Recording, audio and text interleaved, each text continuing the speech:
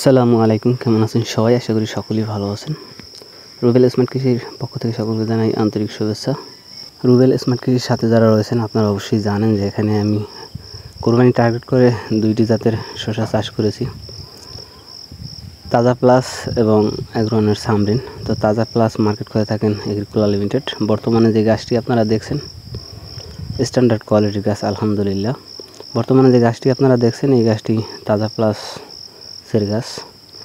তো এই তীব্র গরমে আলহামদুলিল্লাহ এখন পর্যন্ত খুব ভালো রেজাল্ট দেখা যাচ্ছে ইনশাআল্লাহ। আশা করি গাছের কোয়ালিটি যা আছে এতে ইনশাআল্লাহ গাছ খুবই ভালো হবে। আসলে শসা চাষ আমরা সবচেয়ে বেশি একটু করে থাকি, কারণ শসা চাষ খুব লাভজনক চাষ। তো শসা চাষ মূলত হচ্ছে স্ট্যান্ডার্ড কোয়ালিটি মানতে হলে অবশ্যই আপনার অনেক কিছু জানতে হবে শসা গাছের। আমি একটা জিনিস খেয়াল করে দেখেছি যে এগ্রিকুলার তাজা প্লাস আসলে খুবই একটা ভালো একটা বীজ। বর্তমান সময়ে আলোড়ন সৃষ্টিকারী একটি জাত আমার মনে হয়, কারণ এই তীব্র গরমও বর্তমানে 36 থেকে 37 ডিগ্রি পর্যন্ত তাপমাত্রা উঠে থাকে।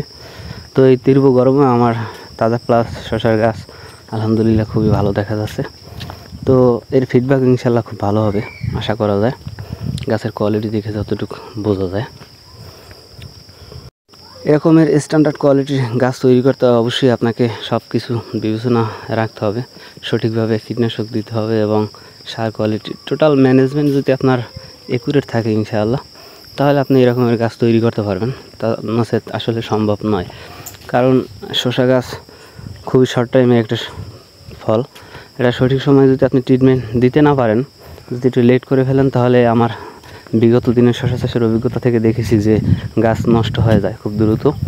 তো সঠিক সময়ে সঠিকভাবে জেনে শুনে যদি আপনি কীটনাশক এবং যখন যা দরকার সেটা যদি দিতে পারেন, তাহলে গাছের কোয়ালিটি ঠিক রাখা সম্ভব, নয়তো আসলে সম্ভব নয়। আপনারা হয়তো দেখতে পাচ্ছেন মাঝে মাঝে কিছু চারা আমার মিসিং হয়ে গেছে। তো মিসিং হওয়ার কারণ হচ্ছে পাখি আসলে। তো পাখিতে আমার বীজগুলো সব খেয়ে নিয়েছি, কিছু কিছু বীজ, যার কারণে সেখানে জার্মিনেশন হতে পারে না। তো চাষ করতে গেলে এরকমের বিভিন্ন ধরনের সমস্যা আসলে পড়তে হয়। তো এই সকল সমস্যার প্রতিকূলতার মধ্যে দিয়েও আমাদের চাষবাস করে দিতে হবে। তো এর পাশাপাশি আমি কিছু শসার চারাও করেছি। তো এই যে ছোটো গাছগুলো দেখছেন, মাঝে মাঝে ছোটো গাছগুলো দেখছেন, এগুলো পরবর্তীতে আমরা চারা বসিয়ে দিয়েছি। তো যাই হোক, সর্বোপরি বলতে পারি যে এই গরম তাপমাত্রায়ও যে তাজা প্লাসের গাছ এত সুন্দর পারফরমেন্স করেছে, এজন্য এগ্রিকুলার কোম্পানিকে জানাই অসংখ্য অসংখ্য ধন্যবাদ। এরকমের আরও সুন্দর ভালো মানের বীজ কৃষকদের মাঝে আরও নিয়ে আসুক, এই প্রত্যাশায় আমরা কামনা করি। আমরা যারা সাধারণ কৃষক রয়েছি, আমরা চাই যাতে করে ভালো বীজ আমরা পাই এবং ভালো ফলন পাই ইনশাআল্লাহ।